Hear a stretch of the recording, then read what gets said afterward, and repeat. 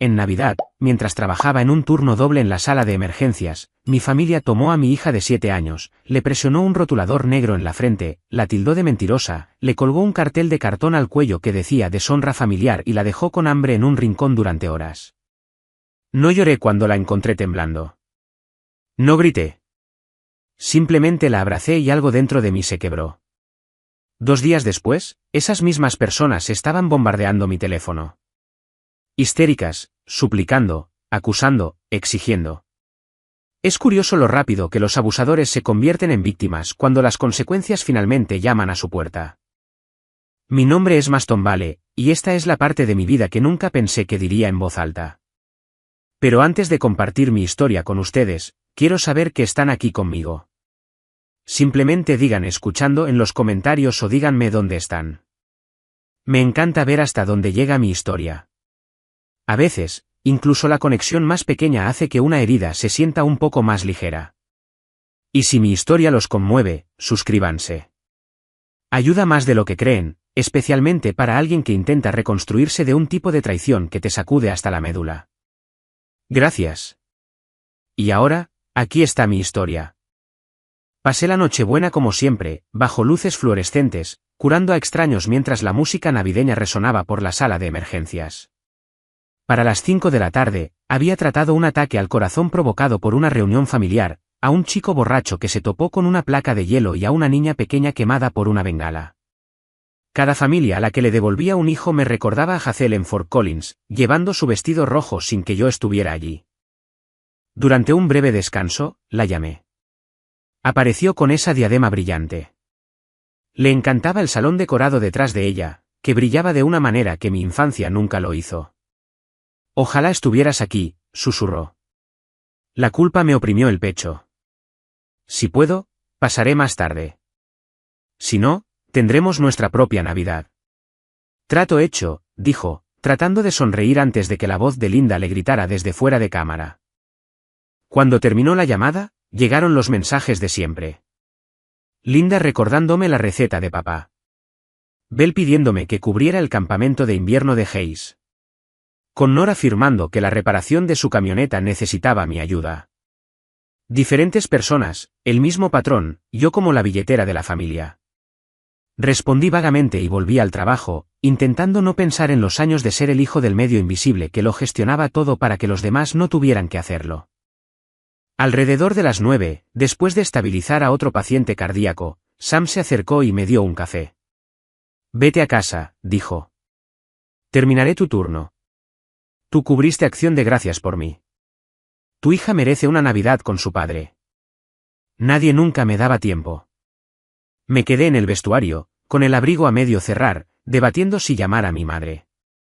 Pero la voz de Hazel, ojalá estuvieras aquí, lo decidió. Me fui sin avisarles, salí a la noche nevada y conduje hacia Fort Collins con algo raro en el pecho. La esperanza de que esta noche finalmente se sintiera como una familia. Lake Beauty parecía una postal cuando llegué. Luces brillantes, la nieve cayendo suavemente. Pero dentro de la casa de mis padres, lo primero que vi fue el árbol de Navidad tumbado de lado, con adornos rotos y manchas en la alfombra. Llamé, pero solo llegaron risas desde el comedor. En el comedor, todo era inquietantemente normal. Linda comiendo pastel, bebiendo sidra, Bell retocándose el pelo, Connor contando una historia. Jason y Maddie estaban sentados ordenadamente a su lado, con los platos llenos. ¿Qué pasó? ¿Dónde está Hazel? Linda apenas levantó la vista. Hazel lo causó. Ve a ver. La encontré en el pasillo trasero, de cara a la pared. Cuando se giró, se me cortó la respiración. Su vestido estaba rasgado, sus rodillas raspadas, sus ojos hinchados y, en su frente, alguien había escrito mentirosa con rotulador negro.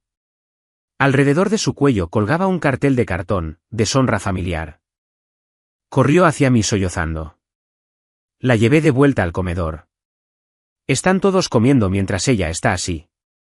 Linda respondió con calma, mintió. Le mostramos lo que es. Bell añadió, ella derribó el árbol y culpó a Hayes. Mi hijo no miente. Hazel negó con la cabeza contra mi pecho. Él me dijo que subiera. Dijo que sujetaría la silla. Luego me empujó. Hayes miraba fijamente su plato. Pregunté por qué siempre le creían a él, pero nunca a ella. Nadie respondió. En cambio, Ray murmuró algo sobre la responsabilidad, y Connor dijo que Hazel necesitaba la lección. Saqué mi teléfono y fotografié todo. Su frente, el cartel, los arañazos, la mesa llena de comida intacta. Ray estalló: ¿qué estás haciendo? Asegurándome de que esto no se reescriba mañana. Hazel tiró de mi manga. Papá, tengo hambre. Se me encogió el estómago. ¿Ha comido? Linda se encogió de hombros. Podría haberlo hecho si hubiera dicho la verdad. Hay comida en la cocina. Eso fue todo. El momento en que algo en mí se volvió frío y definitivo. Abroché lentamente el abrigo de Hazel, a la vista de toda la mesa. Hazel no es culpable. Pero incluso si lo fuera, ninguno de ustedes tiene derecho a tratarla así. Linda se burló.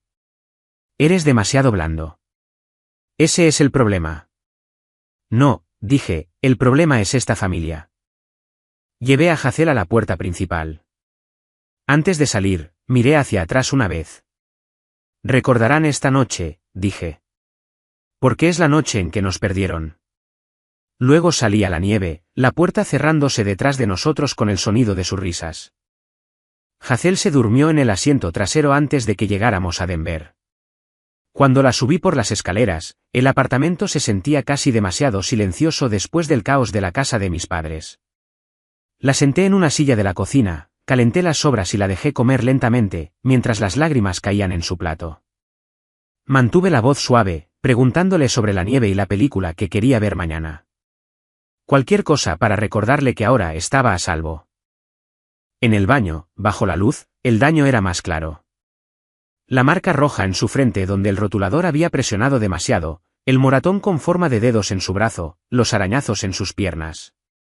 Me tragué todo lo que sentía y tomé fotos, una por una. Cuando se acurrucó en la cama, deslicé mi teléfono debajo del marco y comencé a grabar. Hazel, dije suavemente, quiero que me cuentes todo para que nadie pueda decir nunca que te lo imaginaste. Asintió, con la voz temblorosa. Me contó que Hayes dijo que un adorno estaba torcido y le pidió que subiera porque era más pequeña.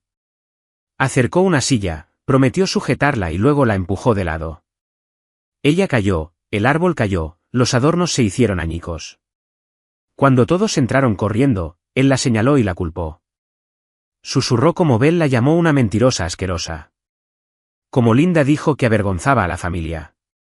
Como le colgaron el cartel del cuello. Como les suplicó que no le escribieran en la cara, pero la sujetaron de todos modos. Como Ray y Connor la hicieron estar de pie en el rincón sin comida. La abracé hasta que dejó de temblar. Dijiste la verdad, le dije. No hiciste nada malo. Pero mientras la consolaba, mi mente catalogaba cada detalle. ¿Quién hizo qué? ¿Quién dijo qué? Porque ya sabía que mañana mi familia reescribiría la historia. Un recuerdo se coló.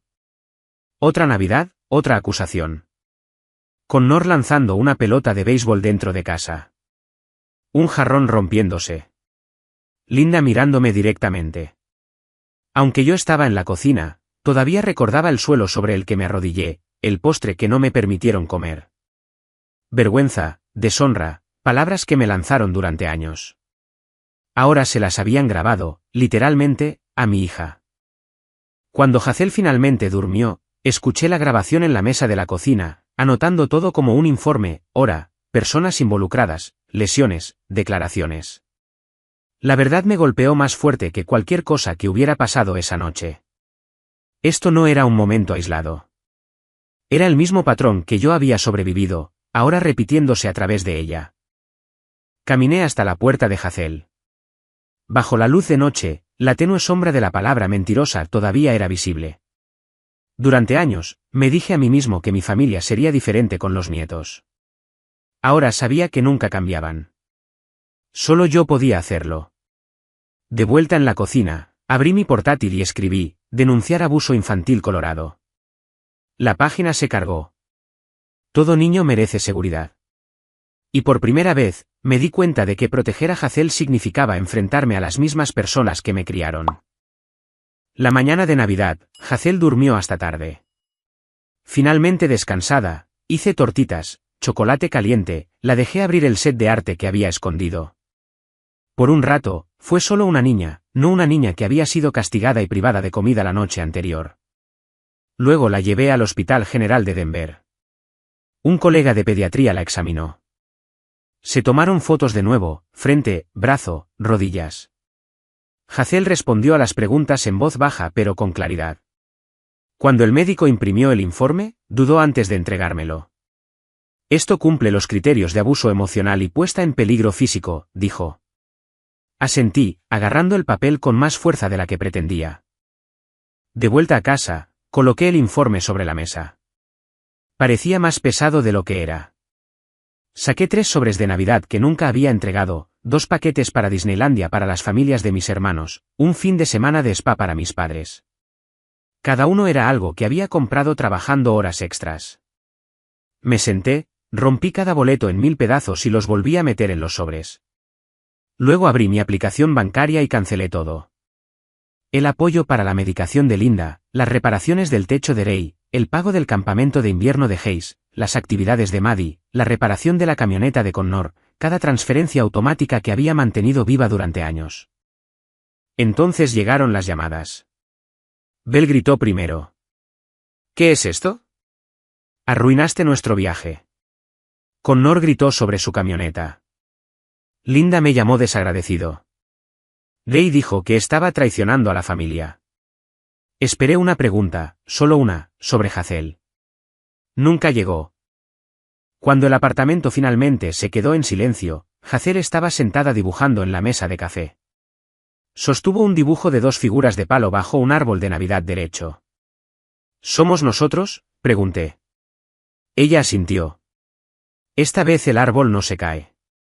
Eso fue suficiente para estabilizarme. Cuando se fue a dormir, abrí mi portátil de nuevo y busqué el sitio de los Servicios de Protección Infantil, CPS, por sus siglas en inglés.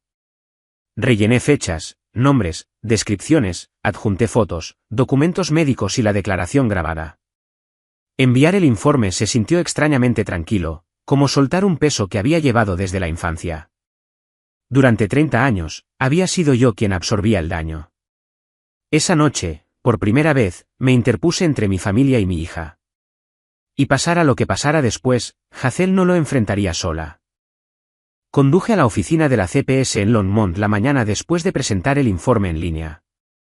Melissa, la trabajadora social asignada, se sentó frente a mí mientras colocaba la carpeta en su escritorio, documentos médicos, fotos, marcas de tiempo y la grabación completa de la declaración de Hazel. Escuchó sin interrumpir. Cuando la voz de Hazel se quebró a través de los altavoces, suplicándoles que no le escribieran en la cara, Melissa detuvo el audio y levantó la vista. Esto es abuso, dijo en voz baja. ¿Actuaremos de inmediato? Abrió un caso formal por abuso emocional y puesta en peligro de menores y me informó que la CPS visitaría ambas casas donde vivían niños, la de Bell y la de Connor. Escuchar esas palabras debería haberme resultado pesado, pero todo lo que sentí fue claridad. Del tipo que llega después de años de fingir que las cosas no eran lo que eran. Esa tarde, la CPS llamó a las puertas de mis hermanos. Yo no estaba allí, pero no necesité verlo para entender cómo se desarrolló. Bell se habría apresurado a culpar a un malentendido. Connor lo habría tratado como un insulto personal. Ambos fueron puestos bajo supervisión y se les exigió asistir a clases de crianza y entrenamiento para el manejo de la ira. Por primera vez, alguien fuera de la familia los estaba haciendo responsables. La represalia comenzó en cuestión de horas. Bell llamó primero, sollozando, gritando, oscilando entre la súplica y la amenaza. Max, tienes que retirar el informe. Hayes está aterrorizado. La CPS nos humilló. ¿Preguntaste cómo está Hazel?, le dije. Se quedó en silencio un momento y luego colgó. Connor llamó más tarde, furioso. Estás destrozando a esta familia. Estoy protegiendo a mi hija, dije, y terminé la llamada. Esa noche, Bell volvió a llamar, con la voz afilada. Solo estuvo de pie allí un par de horas. Los niños necesitan disciplina. Pulsé el botón de grabar mientras hablaba. Fue la primera admisión directa de que Hazel había sido castigada exactamente como ella describió, algo que Bell había negado a la CPS anteriormente. Al día siguiente, Melissa me llamó con una actualización sobre la visita al hogar de Connor. La CPS encontró a Maddie hirviendo agua sola y un cuchillo de carnicero dejado en la encimera a su alcance. Su hogar fue oficialmente marcado como inseguro. La indignación de Connor llenó mi buzón de voz, largas secuencias de gritos sobre cómo la CPS había arruinado su reputación. Lo que más me sorprendió fue cómo ninguno de ellos mencionó a Hazel. Ni una vez, ni siquiera de pasada. Sentí ira, sí, pero debajo de ella, algo más firme. Alivio. Después de años de ser manipulado con culpa para guardar silencio, ya no cargaba con sus fracasos. Esa noche, después de que Hazel se durmiera, me senté en la mesa de la cocina mirando los papeles de la CPS. Por primera vez, el camino por delante se sentía recto, lógico, como cualquier emergencia médica. Identificar la amenaza. Eliminar la amenaza. Asegurar al paciente. Escribí en mi navegador, denunciar puesta en peligro de menores a la Policía Colorado. La página del Departamento de Policía de Fort Collins se cargó. Hice clic en presentar una denuncia policial, respiré hondo y dije en voz alta en la silenciosa cocina, si quieren llamarme traidor a esta familia, bien. Los traicionaré a todos antes de dejar que vuelvan a hacerle daño a Hazel. Conduje a la estación de policía de Fort Collins el 29 de diciembre, llevando la misma carpeta que había llevado a la CPS. El oficial Daniel me recibió en el vestíbulo, me acompañó a una pequeña habitación y cerró la puerta suavemente detrás de nosotros. Le entregué el archivo. Lo abrió sin prisa, estudiando cada página, cada foto. Cuando llegó a la grabación de audio y la voz de Hazel llenó la habitación, por favor, no me escriban en la cara, detuvo la reproducción. Esto no es disciplina, dijo. Es abuso. Abrió un caso penal por puesta en peligro de menores y agresión a un menor. ¿Hasta dónde quieres que llegue esto?, preguntó. Hasta donde sea necesario, dije, hasta que Hazel esté a salvo. En cuestión de horas, las citaciones fueron enviadas a mis padres, a Bell y a Connor. Las llamadas telefónicas comenzaron de nuevo. Bell chilló, nos convertiste en criminales. Connor gritó que los oficiales lo habían interrogado frente a Maddie. Gay me acusó de destruir el nombre de la familia. Linda fue la última en llamar. Su voz temblaba, no de culpa, sino de miedo. Max. Los vecinos están hablando. Preguntaron por qué vino la policía. No puedo vivir así. Por favor, retira la denuncia. Me estás pidiendo que proteja tu reputación, dije, después de que grabaras una palabra en la piel de mi hija. Por primera vez, no tuvo nada que decir. 2 días después, recogí a Hazel de su programa de arte. Corrió hacia mí, con la mochila rebotando en sus hombros. Mientras caminábamos hacia el coche, escuché voces fuertes cerca de la puerta. Hayes estaba con un grupo de chicos, presumiendo. La empujé, dijo. Se cayó así. Hizo una mímica de la caída, riendo, y todos me creyeron. Fácil. Hazel se quedó helada a mi lado. Le puse una mano en la espalda, estabilizándola como si el mundo se hubiera inclinado de nuevo. Oírlo decirlo en voz alta no fue sorprendente. Fue la confirmación de lo que ya sabía. Pero ver a Hazel escucharlo fue otra herida completamente distinta. Esa noche en casa, ella dibujaba en silencio en la mesa de café mientras yo abría mi correo electrónico. La policía había enviado el primer resumen de sus entrevistas con mi familia. Cada uno de ellos contradecía a los demás. Sus historias se desmoronaban bajo la más mínima presión. Hazel se acercó y me mostró su dibujo, otro árbol, recto y brillante, con solo 2 personas debajo. ¿Somos nosotros otra vez?, pregunté. Ella asintió. Este tampoco se cae. La vi volver a sus lápices de colores, pequeña y decidida, y sentí que algo se asentaba dentro de mí, una certeza final e inquebrantable. La verdadera lucha se avecinaba. Pero por primera vez, no caminaba hacia ella solo y en la oscuridad. Tenía la verdad, las pruebas y la mano de Hazel en la mía, y estaba listo. El sobre de Fort Collins estaba esperando en la encimera de mi cocina cuando llegué a casa de un turno tardío. blanco, liso, pesado, sellado con el emblema del departamento de policía. Por un minuto, me quedé allí de pie, con el abrigo todavía puesto, el dibujo de Hazel pegado torcidamente en la nevera en mi visión periférica. Luego lo abrí de un tirón. Dentro había copias de las órdenes, multas, clases obligatorias, advertencias oficiales. Me senté y leí línea por línea. Linda Vale y Bell Harper, multas elevadas, obligadas a completar cursos de crianza positiva y manejo de la ira. Dave Vale y Connor Vale, multas menores, advertencias formales por puesta en peligro de menores. Una nota al pie lo explicaba, escribir palabras degradantes en la cara de un niño, colgar un cartel humillante y negar comida durante un periodo prolongado constituía un grave daño emocional. Grave daño emocional. Durante 30 años, había intentado convencerme de que era demasiado sensible, que las cosas que se decían y hacían en esa casa eran normales, que mi reacción era el problema. Verlo en blanco y negro fue como si alguien finalmente dijera, no estabas loco. Ellos estaban equivocados. Las llamadas llegaron rápido.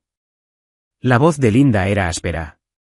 Soy una mujer mayor con un corazón débil, Max. Los vecinos vieron el coche patrulla. Me miran como si fuera un monstruo. ¿Cómo pudiste hacerle esto a tu propia madre? Ray tomó el teléfono. Somos los Vale. Eres un Vale. Estás talando tu propio árbol genealógico. Bell intentó una táctica diferente. ¿No puedes al menos pedirles que cambien el expediente? Mantén la multa, pero quita las clases. Hayes está humillado. Otros padres están hablando.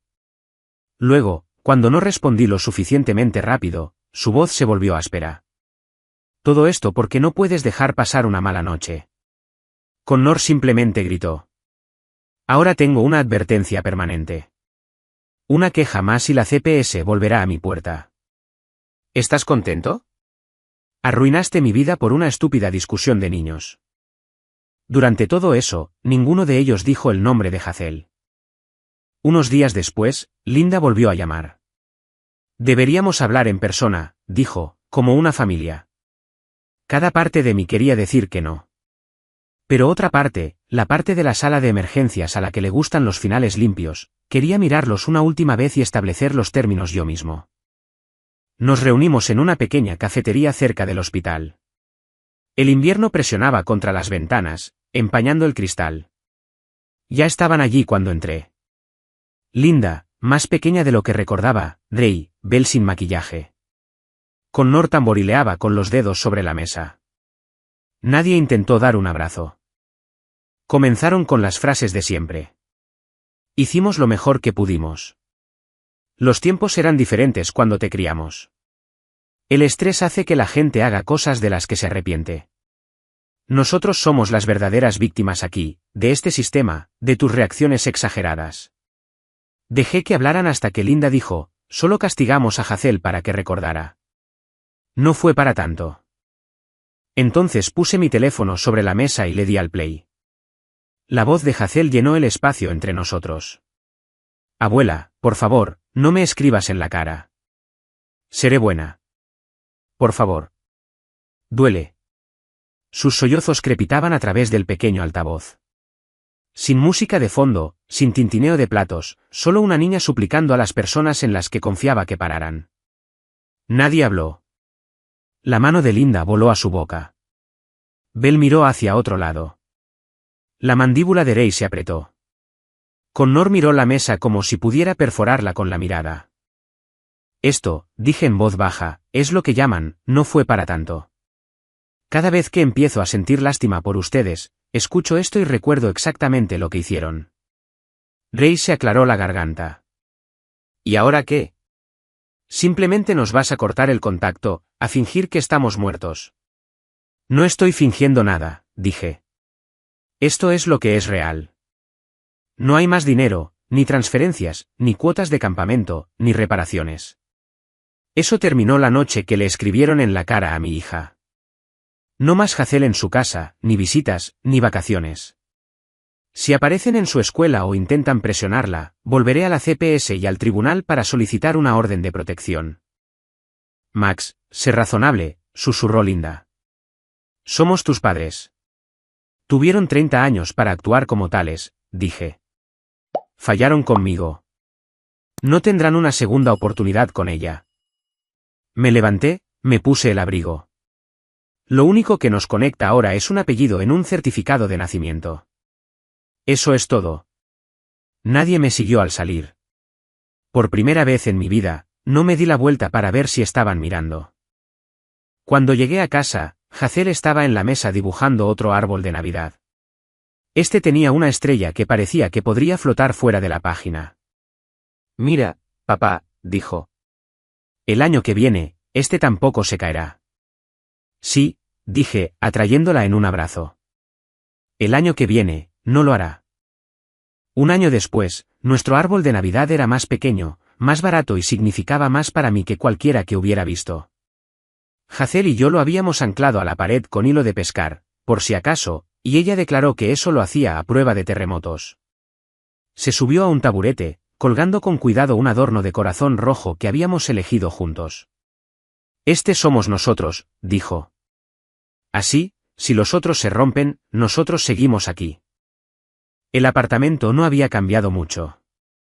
La misma mesa rayada, el mismo sofá gastado, pero el aire dentro se sentía diferente, más ligero, seguro. Los dibujos de Hazel ahora cubrían las paredes. Escenas de nieve, animales, una niña con un zorro y un hombre con una bata de laboratorio de la mano.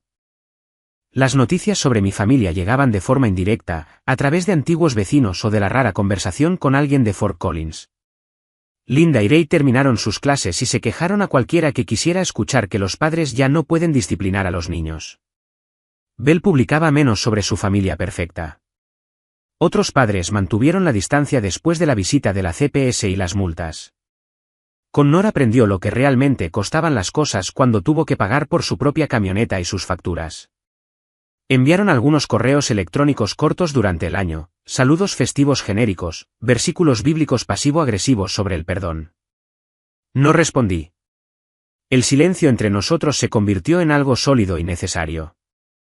La frente de Hazel se había curado hacía mucho tiempo, pero a veces, en noches tranquilas, se tocaba el espacio sobre las cejas y preguntaba, papá, si no hubieras venido esa noche, ¿qué habría pasado? Nunca le mentí. No lo sé, le decía, pero sé esto, si vine y siempre lo haré. Se unió a una clase de arte, y según su profesora, tenía un don para plasmar sentimientos en el papel. Un día trajo a casa un dibujo que me dejó sin aliento. Una niña pequeña frente a un árbol derecho. Sin cartel, sin escritura, solo un hombre de pie detrás de ella con una mano en su hombro. Sin rostros, pero yo sabía exactamente quiénes eran. Después de que se acostara esa noche, abrí un documento en mi portátil y comencé a escribir. No un informe legal esta vez, sino un registro para su yo futuro. ¿Qué pasó? ¿Qué hice mal? ¿Qué hice bien? ¿Por qué creció sin abuelos en los conciertos escolares? Escribí sobre la noche en que la encontré en el pasillo, la oficina de la CPS, la comisaría, la cafetería. Quería que tuviera una respuesta clara algún día si alguna vez preguntaba, ¿por qué no teníamos lo que otras familias tienen? En el fondo del cajón de mi dormitorio yacía el viejo cartel de cartón, deshonra familiar. Lo había guardado sin saber por qué. Esa misma noche, lo saqué, estudié las letras desiguales por última vez, y luego lo rompí en pedazos diminutos sobre el cubo de la basura. Se habían pasado toda mi infancia insinuando que yo era la vergüenza de la familia. Luego intentaron colgarle esa etiqueta a mi hija. Pero yo ya no estaba en el mismo lugar. No necesitaba su aprobación, y Hazel no necesitaba su nombre para saber su valor. Afuera, la nieve comenzó a caer, suave contra la ventana.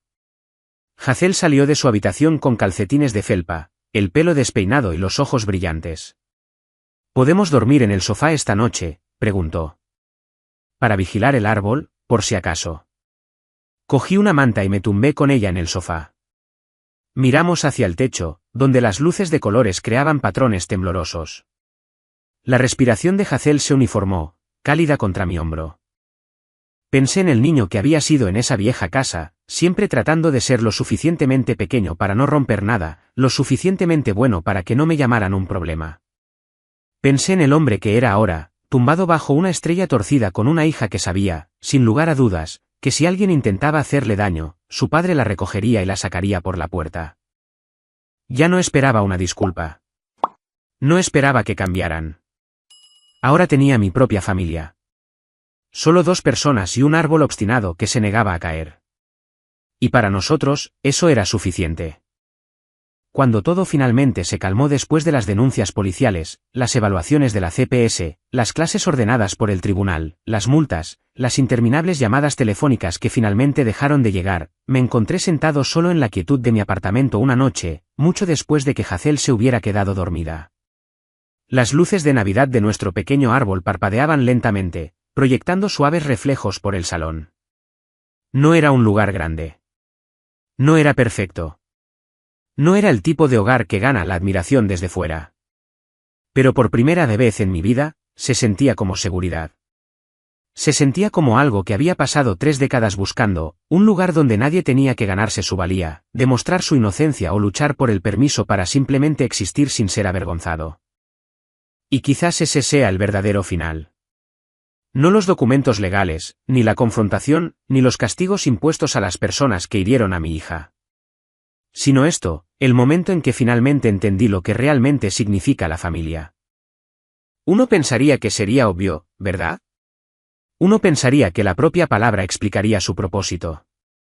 Pero para algunos de nosotros, crecemos en hogares donde la familia es una actuación, una reputación, una fachada pulida para los vecinos.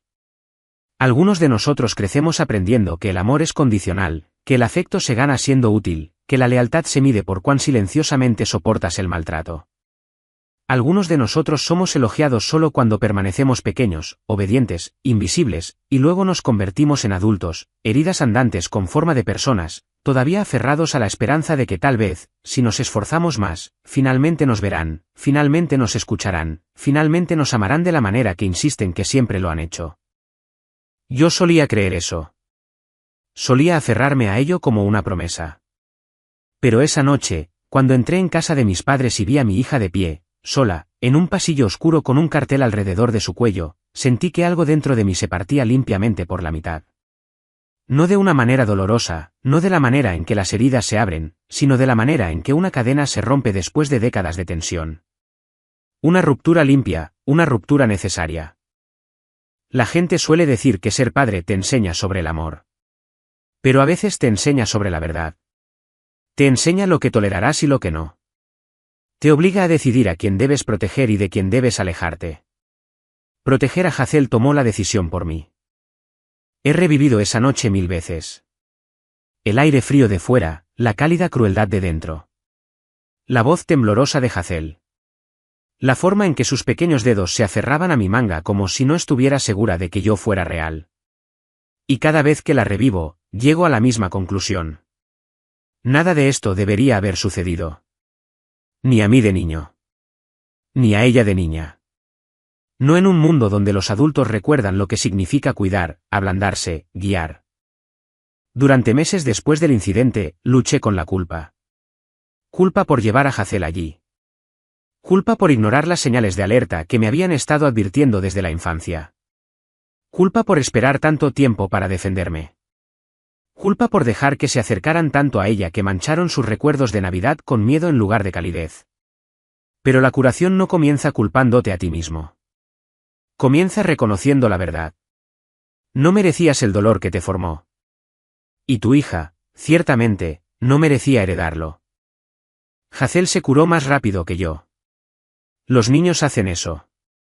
Se recuperan, se adaptan, reconstruyen.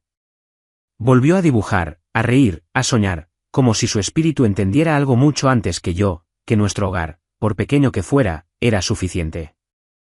Que tener un padre seguro es mejor que 10 parientes inseguros. Que la paz es mejor que pertenecer a las personas equivocadas. Hubo días en que me cuestioné. Días en que me pregunté si cortar los lazos era demasiado duro. Días en que el silencio dejado por la ausencia de mi familia resonaba más fuerte que sus gritos. Pero entonces Hazel corría a la habitación con un nuevo dibujo, o se acurrucaba a mi lado con la cabeza en mi brazo, o susurraba, «Papá, me encanta nuestro árbol de Navidad». Y recordaba la verdad. No rompí una familia. Terminé un ciclo. Y a veces, Terminar un ciclo es lo más amoroso que una persona puede hacer, no solo por sí misma, sino por cada generación que viene después. Ahora, cuando pienso en la casa de mis padres, ya no siento la atracción gravitacional de la obligación. Siento distancia, claridad, quizás incluso algo parecido al cierre. No perdón, todavía no, quizás nunca, pero cierre. El tipo de cierre que llega cuando entiendes que no puedes salvar a personas que se niegan a ver su propio reflejo. ¿Y saben qué? Ya no estoy enojado. No de la misma manera. La ira se ha consumido, dejando algo más afilado, más silencioso, más firme, convicción. El conocimiento de que hice lo correcto. El conocimiento de que Hazel duerme sin miedo. El conocimiento de que mi hogar, nuestro hogar, ya no es un campo de batalla. No sé cómo les suena mi historia. Quizás suena dura. Quizás suena valiente. Quizás suena como algo que han vivido ustedes mismos. Y si es así, si alguna parte de esto les resulta familiar, entonces lo siento. De verdad, nadie merece aprender el significado de la familia a través del dolor. Pero si están donde yo estuve, preguntándose si están exagerando, preguntándose si se les permite protegerse a sí mismos o a su hijo de las personas que comparten su sangre, déjenme decirles algo con gentileza. De un ser humano a otro, se les permite. Se les permite marcharse. Se les permite elegir la paz. Se les permite construir un mundo más pequeño y seguro. Se les permite redefinir la familia desde cero. Y si nadie les ha dicho esto antes, yo lo haré. La sangre no es el precio del amor. Y el amor no está hecho para dejar moratones. Esta noche, el apartamento está en silencio de nuevo. Hazel está dormida, acurrucada bajo su manta con su zorro de peluche a su lado. El árbol está encendido, firme y brillante. No se ha caído ni una vez. Ni este año, ni el año pasado. Se mantiene en pie porque nos aseguramos de que lo hiciera. Porque construimos algo nuevo, algo estable, algo que no se inclinará ni colapsará en el momento en que el peso se apoye de la manera incorrecta. Quizás esa sea la metáfora perfecta de a dónde nos ha llevado la vida. Un árbol que no se cae. Un hogar que sostiene. Un padre que aprendió la diferencia entre la tradición y el daño. Una hija que sabe que es amada sin condiciones. Antes de terminar esto, antes de cerrar este capítulo para siempre, quiero pedirles algo. No por desesperación o necesidad de validación, sino porque historias como esta solo importan cuando son escuchadas por personas que las entienden. Si están aquí conmigo ahora mismo, si me han seguido a través de cada momento de esta historia, podrían dejar uno escuchando o un simple hola en los comentarios. O tal vez solo decirme desde donde están viendo. A veces, la señal más pequeña de otro ser humano nos recuerda que no estamos solos en este enorme y resonante mundo. Y si esta historia los conmovió en algo, si los hizo pensar o sentir o recordar algo que habían enterrado, consideren suscribirse al canal. No por los números, no por la popularidad, sino para que ustedes y yo podamos seguir caminando juntos a través de historias que duelen, historias que sanan, historias que nos recuerdan quiénes somos y quiénes podemos ser. Gracias por estar aquí. Gracias por escuchar. Gracias por dejar que esta historia aterrice en un lugar suave. Y donde quiera que estén esta noche, sea como sea su árbol, se sienta como se sienta su hogar, espero que encuentren su propia versión de una Navidad que no se cae. He estado sentado aquí un rato, viendo las luces parpadear en la pared, pensando en lo extraña que es realmente la curación. La gente habla de ella como si fuera un camino recto, como si un día simplemente te despertaras y todo lo que te hirió se hubiera disuelto en el aire. Pero no es así como funciona. No para mí. No para nadie que haya llevado el peso de una infancia llena de silencio, vergüenza o incertidumbre. La curación se te acerca sigilosamente en pequeños momentos ordinarios. Llega en silencio, sin felicitaciones ni aplausos. Se parece a Hazel buscando mi mano en el supermercado sin sobresaltarse. Se parece a mí no preparándome para el impacto cuando suena el teléfono. Se parece a pasar junto a un espejo y ver a un hombre en lugar de una colección de viejas heridas. Y quizás la mayor señal de curación es esta: dejé de esperar que mi familia se convirtiera en personas que no son. Dejé de esperar disculpas que nunca ofrecerán. Dejé de ensayar el discurso que solía soñar con dar, ese en el que de repente entienden todo y dicen todas las palabras correctas. Ya no necesito ese discurso. El silencio, resulta, puede ser su propio tipo de cierre. A veces todavía me pregunto si Hazel preguntará por ellos cuando sea mayor. Quizás lo haga. Quizás no. Pero cuando llegue ese día, le diré la verdad. No la versión cruel, no la versión edulcorada, solo la verdad clara y firme, que ella merecía algo mejor y yo elegí algo mejor para ella. Y si alguna vez duda de sí misma, le recordaré que el valor de un niño no se mide por el fracaso de los adultos. Lo que importa ahora es lo que estamos construyendo juntos. Lo que importa ahora es la vida que toma forma dentro de estas 4 paredes. Lo que importa ahora es que Hazel se duerme cada noche sabiendo que está segura y es querida, 2 cosas que no siempre tuve al crecer. Y quizás por eso esta historia se siente más grande que solo una noche de Navidad. Porque no se trata solo de lo que nos quitaron. Se trata de lo que estamos reclamando.